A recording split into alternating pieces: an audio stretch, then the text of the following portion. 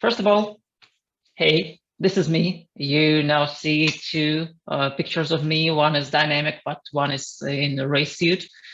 Uh, I love driving the cars, and I've spent some time doing so, both just for fun and participating in some competitions, mostly amateur ones, but not only. So I'm going to cover something about motorsports, and as you might notice, the agile word in the name of the presentation, there will be something about agile. So first thing first, what do we know about racing, about motorsports? Well, motorsports is extremely expensive. For most of the people, it just feels that you can't feel that thrill that Lewis or Max or Sebastian Loeb feels when they drive in the car on the limit. Well, let's dive into that. So what can we say about this statement? Well, I would say, first of all, that's true.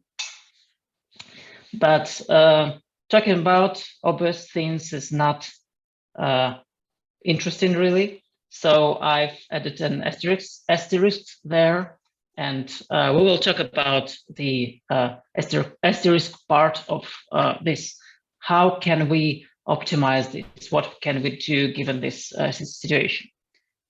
Now, so my idea here is to try to take an agile way of doing things and apply it to real world, to participating in whatever is racing alike.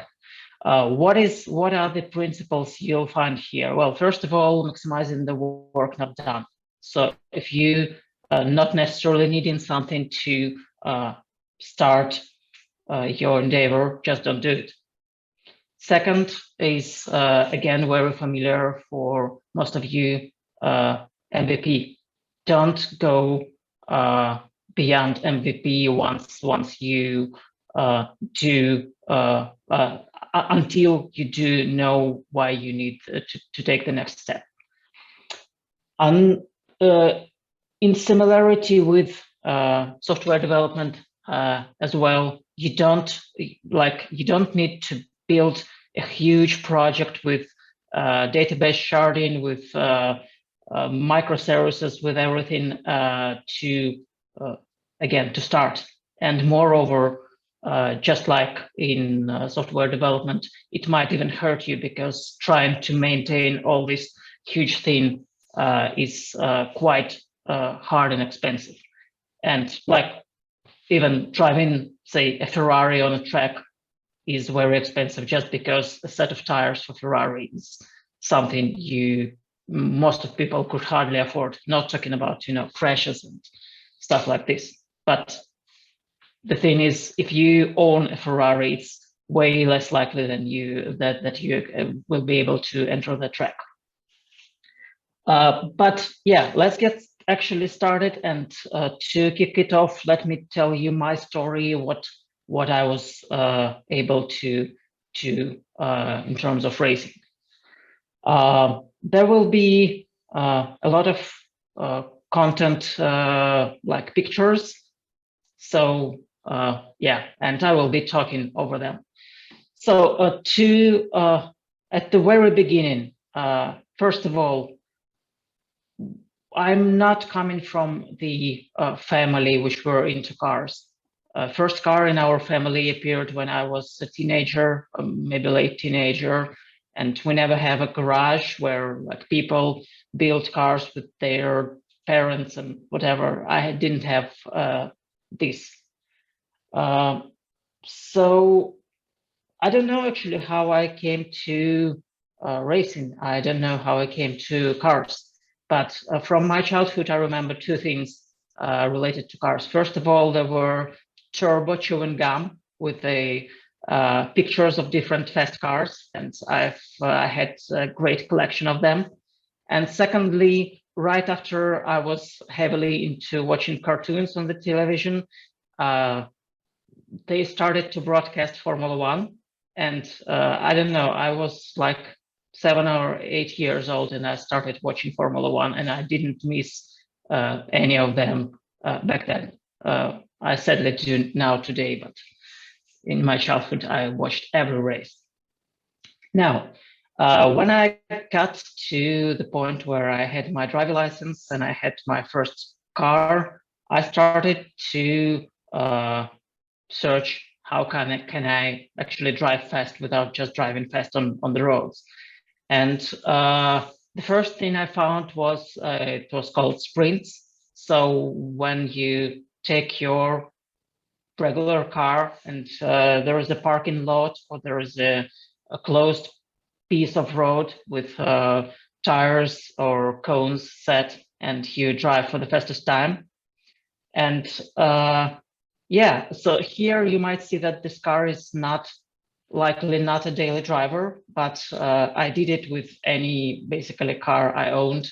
So just if my family car, which I drive daily, did this as well. And this is a good way to learn the basics. The speeds are not that high, and you can practice some stuff. You know how to brake, how to turn, how to rotate the steering wheel, and whatever. But the problem of this take was that the actual track time was very small. So most of the time you've been waiting for your turn, and then you had 2 minutes to set a time, and then for next 2 hours you're not driving. And despite I liked this activity, I wanted something more serious. I wanted more track time, and I started exploring what can I do. And back then we didn't have neither racetracks you can arrive and drive, nor go-kart tracks, good go-kart tracks around. But what we did have is we had a karting track for motorsports, for racing. There was no rental. There was only real racing drivers, karting drivers do something. So I've went there. Like first of all, I got their phone number. I tried to call them a couple of times. I wasn't successful. So I started to drive to them. I arrived once, everything was closed, nobody. I think on the second time, I found some people there, and I just entered the building and said, hey, I want to learn how to drive the kart. And they looked at me and like, well, actually, we are working with kids. We don't have a school for adults, but okay, let's do it. And so this was first thing which really helped me. And I was paying some relatively small money, and I was driving karts for hours and hours, nonstop, every season. So you might see here on the left ice driving, and we actually were driving on the lakes as well with heavily studded tires, and like, so winter, summer, rain, we were driving. Unfortunately, at some point, this story ended with the internal conflict at the kart track, so they were not able to offer me this anymore. But by that time, the go-kart tracks where you can arrive and drive started to emerge. So on the bottom right, you see me at the driving for actually Devexperts. We will talk about this in a bit on one of our tracks. And on the top right, you can see me driving the race kart in Finland, in Imatra. And again, I will be talking about that as well. But yeah, the stories came to an end. I continued to do go-karting, but I wasn't driving for hours and hours. And I was looking for some continuation. I was looking for some other options. I can drive something and have fun. And what I found was called trailer sprints, which I would call it's the same thing as rallying, but for really stupid people. I was one of them because they allow you to drive like this with cars that are not equipped with proper safety gear, like harnesses, racing seats, and roll cage, whatever. So it was huge fun, to be honest. But yeah, and I was pretty young back then. But at some point, I realized that it's not a good way to do motorsports. So, and again, I was trying to find something else, something more realistic, and I was talking to whichever people I met who were into motorsports. I was talking to everyone, and out of a sudden, I found the kind of motorsports which is called Buggy-cross, and so I found the team, which was a really Soviet-style team. They invited people. I was one of them, and basically you start by just brooming the floors in the garage. So they don't allow you to touch the cars. They say, hey, go clean this up. And you start doing this, then they allow you to paint something, then they allow you to do something else. And most of the people just stop doing this over time. So I was the person who was committed enough to reach the point where they allowed me to start working on the cars. As you might remember, I don't have a garage childhood, so I'm pretty bad at building cars, but still I was learning.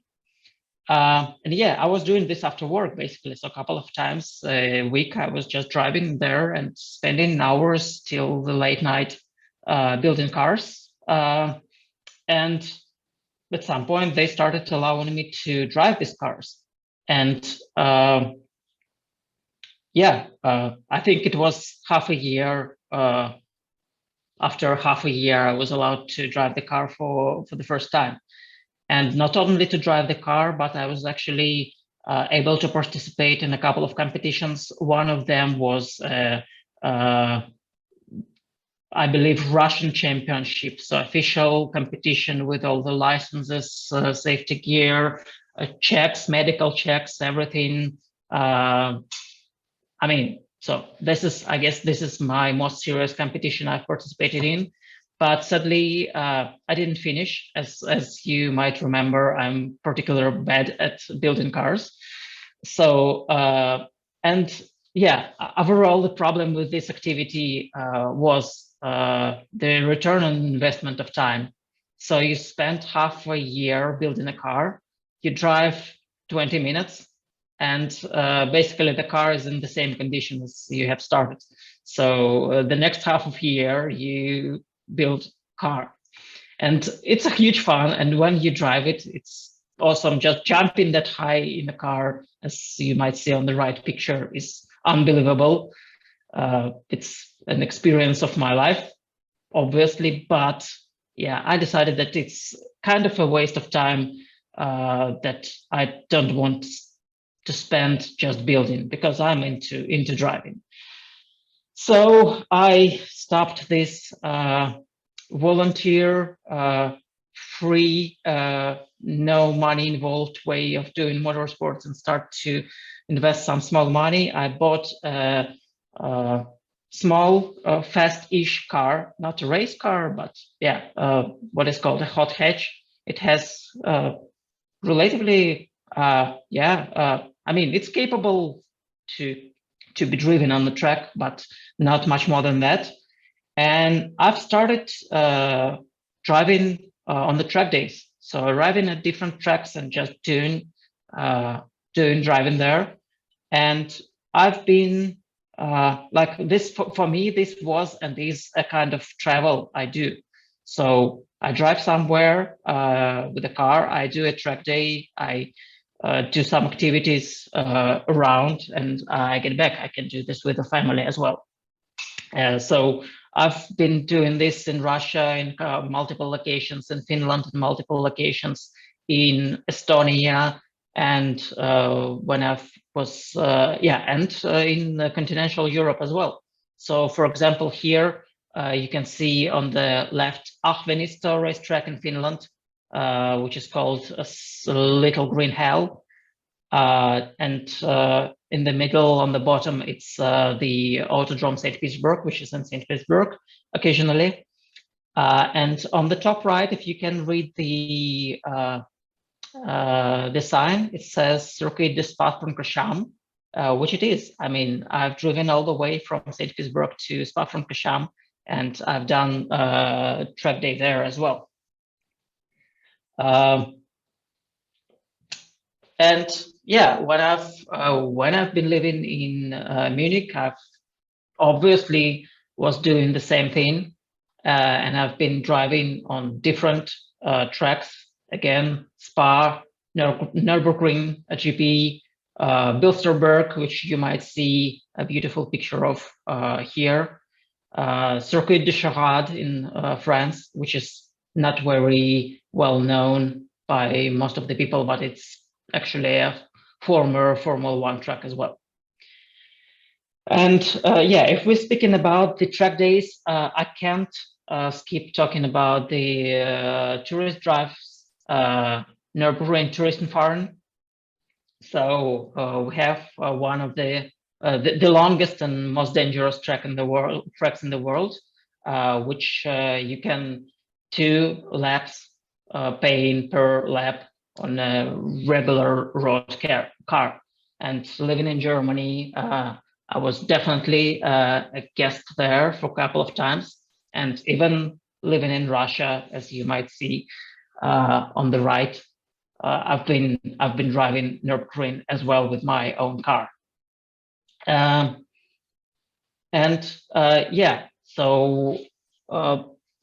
I highly recommend anyone who is around to with any kind of car just to drive a lap there. Even if you have a van, it's okay.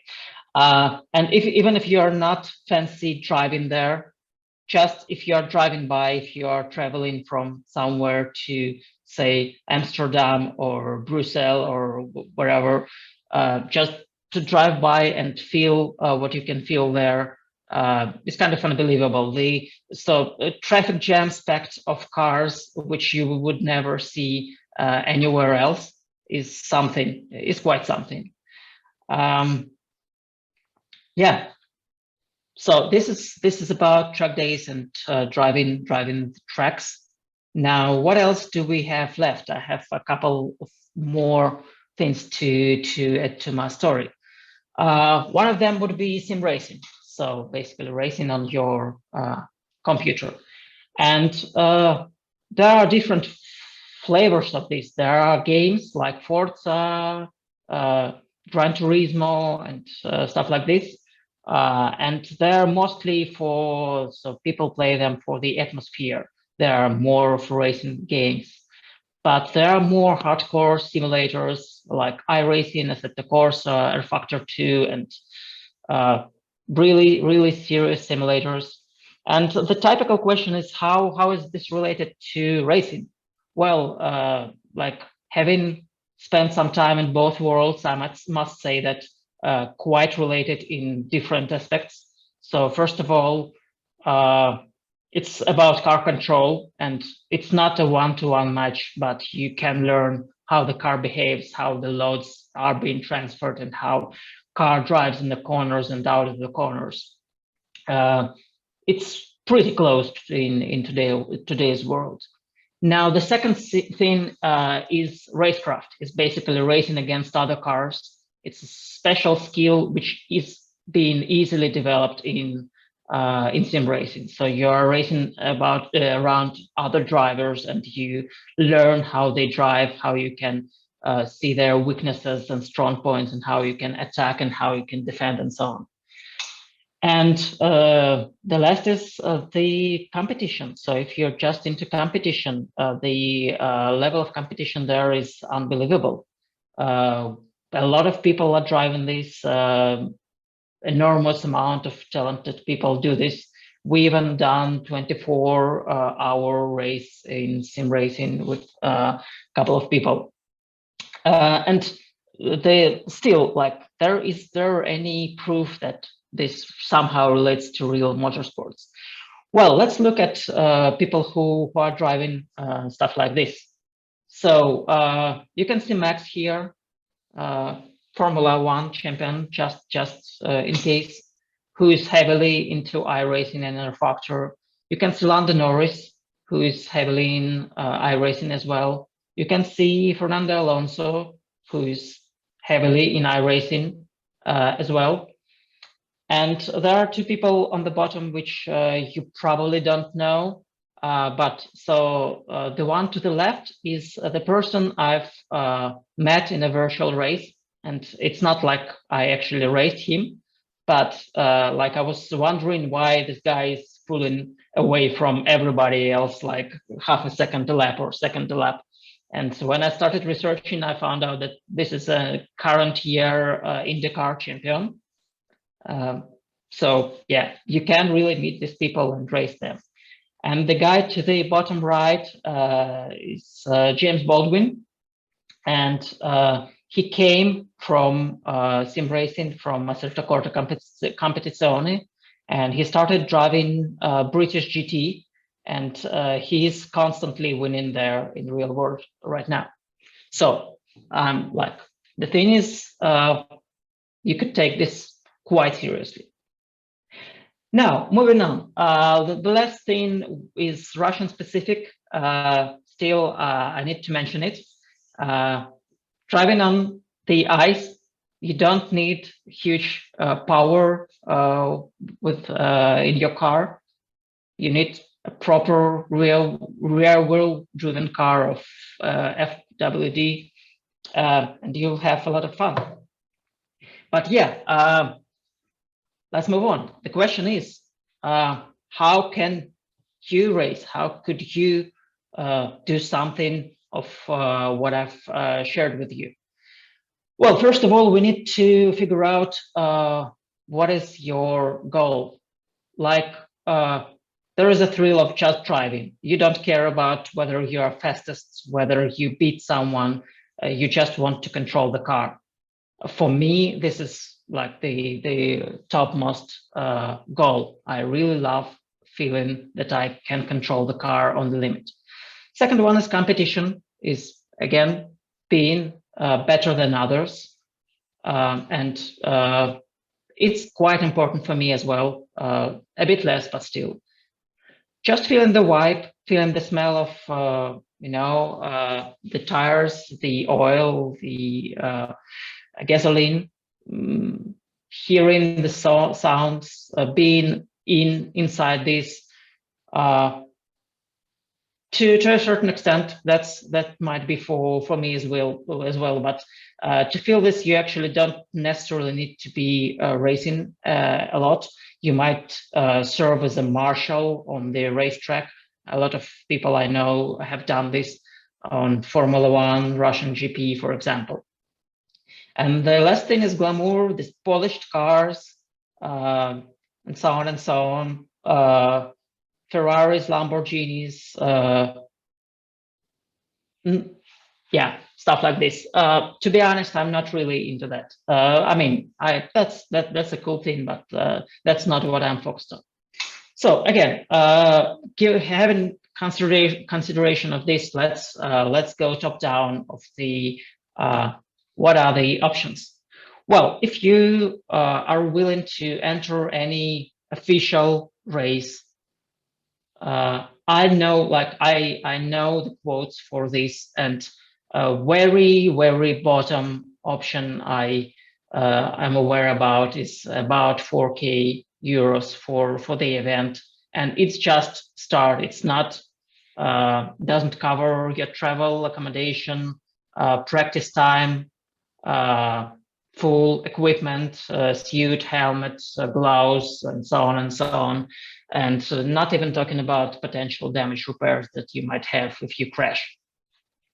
And again, it's the very bottom of this. It might cost millions, tens of millions a season. So I would say that 99.9% would say that it's a bit over the top for them. And I'm not exception, obviously. Then track days. As I've said, there are a lot of track days in different kinds, on different tracks in different parts of the world. And first thing you need to do is consider if you have a capable car. And I'm not talking about Ferrari here, as I've mentioned. You need a car that can handle the track conditions. First of all, it's about the brakes. You need the brake pads, which usually you need some special brake pads that will handle the load.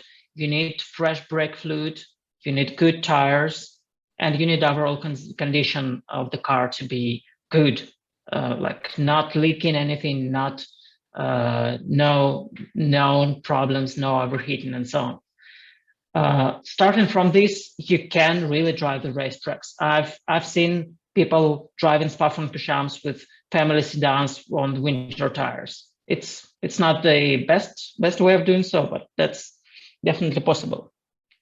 What is important here is avoiding the arms race, because like in Europe, track days typically prohibit lap timing. So you are told by organizers you can't time your laps just to for you to not behave too dangerously on the track. And everybody still obviously does time their laps, but the level of this is a bit less. In Russia, actually, this is way different. Most of the track days you might see here are tied to time attacks event, where you have classes of cars and you have competitions, and people try to beat each other in setting the best lap time. And here starts the arms race. You need faster engine, you need better suspension, you need stickier tires, and so on and so on. You need less weight, so you throw out of your car everything like seats, insulation, and so on and so on. And this makes participating in track days so much more expensive that it's hard to believe.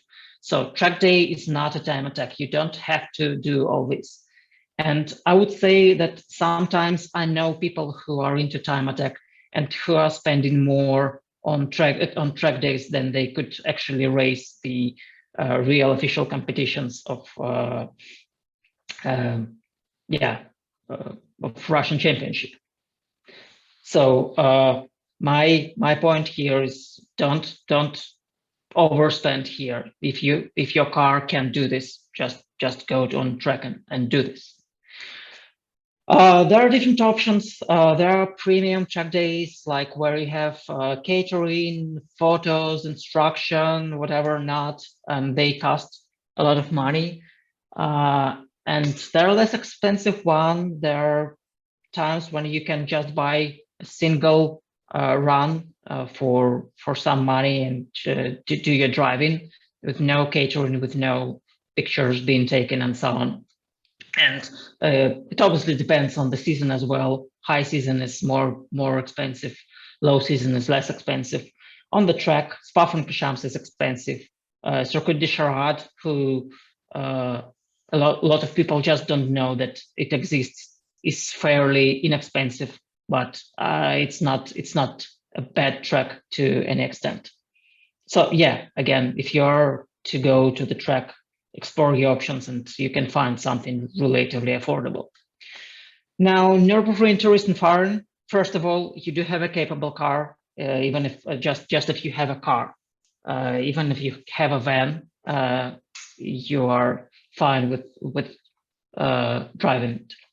And as I've said, if you are driving by in the evening on the weekday or on the weekend, 25 or 30 euro, and you'll never forget this experience.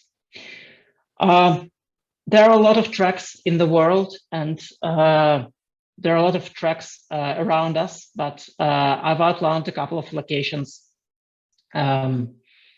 that I've done personally, and I can help anyone with a piece of advice of what are the good ones, what are the bad ones, what are the things you need to be aware of. So around St. Petersburg, we have 2 tracks nearby the city, Autodrome St. Petersburg, and which is a bit old and a bit bumpy, and the new shiny Igora Drive racetrack where there will be Formula One in a year from now. We have Moscow Raceway in Moscow, good modern track. We have a lot of tracks in Baltics. I've been to Auto 24 in Estonia. It's now called Porsche Ring because Porsche bought this facility. There are lots and lots of tracks in Finland. I've been to Motor Park in Ahvenista, and Ahvenista is unbelievable. Motor Park is just good. And everything here you see here is basically a day of driving from St. Petersburg. In Munich, the most important piece, I think, is Nurburgring and Spa-Francorchamps. They're 1 hour of drive from each other. So if you are doing one of them, it's sin to not do a second one. I also enjoyed a lot Bilsterberg, relatively new facility, unbelievable. And yeah, Sherrod, as I've said, a former F1 track, which is not an F1 track for the last 50 or so years. So what if you don't have a capable car, as I've mentioned to you for the track day? Rentals. On a lot of tracks, you can rent a car and you can just arrive and drive with something. It's not cheap, but it's relatively cheap in terms of motorsports. And like quotes start from 200 for a single 15 or 20 minutes of driving. What's unique, you're driving not a street car, you can drive real race cars with all the safety gear, with all the stuff, and you can drive some unique cars which you would never find anywhere else. There are options, glamorous options where you can drive Ferrari, Lamborghini, or something like this, but again, I'm not into it. It's too, I would be too cautious to not to crash this, but yeah, you can still do it. And to a certain point, unless you are doing a lot of this stuff, it's even cheaper than owning and maintaining the car that is capable of driving the racetrack. So yeah, like for now I'm sticking to the rentals mostly for this reason. The problem though is when you own a car, you know it's inside out, you know the comfortable seating position, you know the steering, the pedals and so on. And when you are renting the car, you need to adjust, you need to learn how the car behaves. So that's definitely a downside in this case. Okay, what's next? What is the next? Oh no, sorry. Yeah, I forgot my next slide. To illustrate how it might feel, let me share you a couple of minutes my single lap with the rental. I hope the video will work just fine. So, do you see the video? No. Yes, we can see it. Okay.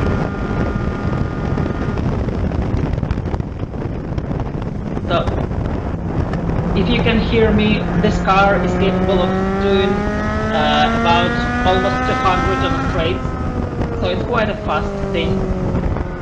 And we are approaching corner, and you will see how tail happy it will be when I try to accelerate out of it. It's very light, and it's start to slide out right away. So see it, what's going on here.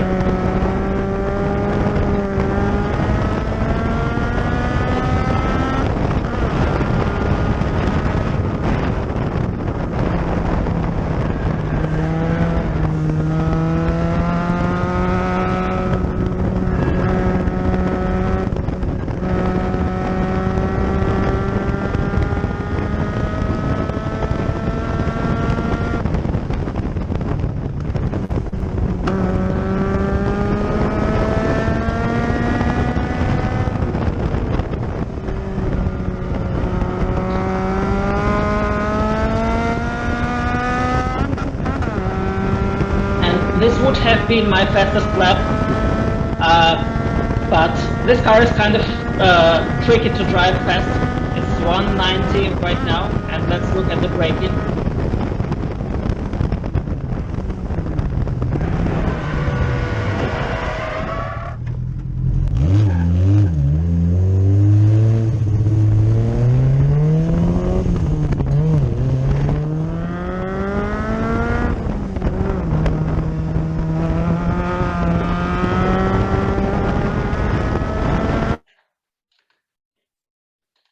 So that was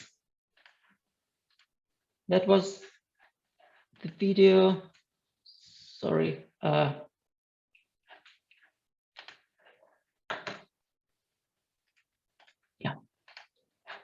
Okay, that was the video. Go into the next options that we have. Do you see the presentation again? Yes, we can see. I hope you do. Yeah, so the most, I think, popular way to try something is go-karting.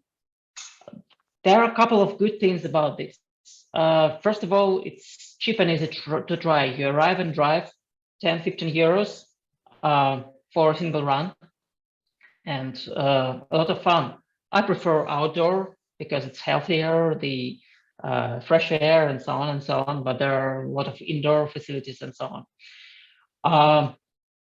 What is very important here is it's very competitive, and there are almost every facility has some kind of club races where weekly or bi-weekly or 2 times a week really fast guys come together like in the evening, and they do race, and you might see real racing drivers there competing with you, and you can compete with a lot of very fast guys there. So I'm heavily into that, and I found club races both in St. Petersburg and in Munich, and we've been doing this extensively. The next good thing is almost everywhere in the world you could find the go-kart track, and even I have the good tradition wherever I go, I try to find the go-kart facility and do karting there. And like if it's vacation or business trip or whatever reason for me, among our locations, I've done this in St. Petersburg, Rostov, Munich, Porto, and unfortunately I wasn't able to do this in Sofia yet, but I will do there. I've done my research. There are cool go-kart tracks there. The risk here is if you start being into that, if you start participating in races, in club races, you start doing this 1, 2, 3, 4 times a week. And if you add up all this, it might be about the number from the previous slide. So you would be spending a couple of hundred a month on this, but that's not bad. And there's an option to rent race card. It's not usually officially advertised. It's likely that you can't find this on the price list, but if you know people, we can do this. In Finland, we had to talk with a person who didn't speak anything but Finnish, and we've been talking with him by the phone for him to rent out us the cards. But still, that's possible. I mean, you can do this. And by the way, yeah, IT race. Yearly, at least before COVID era, I hope it will continue going forward. We had race among IT companies in St. Petersburg. We've been driving it for a couple of years. We've had a couple of podiums. You can see the third place here on the picture. And smaller advertisement, we are hiring. If you are into that, hopefully COVID will allow, and if there will be something, just join us. Let's win this IT race. So last but not least, sim racing. I need to talk about this as well. Just like real racing, but without extremely word, sim racing is expensive. And just like with real world, that's definitely true, and there is an asterisk. So let's quickly talk about this. The good thing about sim racing, first of all, free seat time. Once you have the gear, once you have your simulator running, you can drive as much as you want without paying anything. That's something nobody in real racing world can afford. You can drive hours and hours and improve your level. Level of competition, we've been talking about this a bit. You can race champions, yeah. Preparation for real life events. So whenever I go to a track day, before that, I practice on the simulator, on the similar car. I learn braking points, I learn corners, I learn gearing. It helps a lot. When you arrive at the track, you already know what to do. And I've seen the comparison between people who do this and who don't do this and who try to learn the track being on the track. It's a huge help. And so, yeah, before the lockdown or in early lockdown, my sim rig looked like that. You can see the old notebook, some screen standing on the IKEA furniture, and cheap steering wheel. So entry-level stuff is pretty inexpensive. You likely do have some computer at home, and it likely will be enough to start. You need to buy some simulator. Assetto Corsa will be something that is relatively affordable, and you need steering wheel and pedals. You can buy it used one starting from like 100-ish. But yeah, sim racing is expensive. I mean, you can, if you're into that, you can start spending money, and you can spend a lot of money on like thousands, basically. Moreover, I'm driving iRacing, which is subscription based, so you pay yearly cost to them, and moreover, on top of that, you have to buy tracks and cars, so it costs quite something. And yeah, as COVID started to be a big thing, and I spent a lot of time at home, I started slowly upgrading my sim rig. So what you see here is, first of all, aluminum cockpit. You see with a real racing seat, you can see upgraded pedals and steering wheel. You can see a PC in the back, which is dedicated for racing. And yeah, you don't see a monitor because you can see VR helmet, because VR is apparently very good for sim racing because you're like sitting in a real car. And what is important to say, that all of this is not pay for winning. It's not that you need to spend a lot of time to be fast. It's more about immersion and fun. So and this all, yeah, for me it started happening when COVID started, and I wanted to improve my fun from doing so. So yeah, that's about sim racing. Now, that's basically it. Let's wrap up. Let's mention a couple of points. First of all, do the MVPs. Arrive at local kart track to do a single session. Borrow your wheel and pedals and try sim racing. Rent out some race car for once in a lifetime opportunity and try it out on your local racetrack. I believe you can find something. And yeah, there are options for literally any budget that you have. Even like my life has proven that if you don't have money, there are still some options. And the last thing, I will keep saying this about the agile way. don't spend on the preparation, don't spend on building car unless you really love to spend on building the car. Spend on a track time whenever you have something that can do track to track. And yeah, last very important thing, once you're into that, there is no, I don't know the way out, unfortunately. So good luck in that.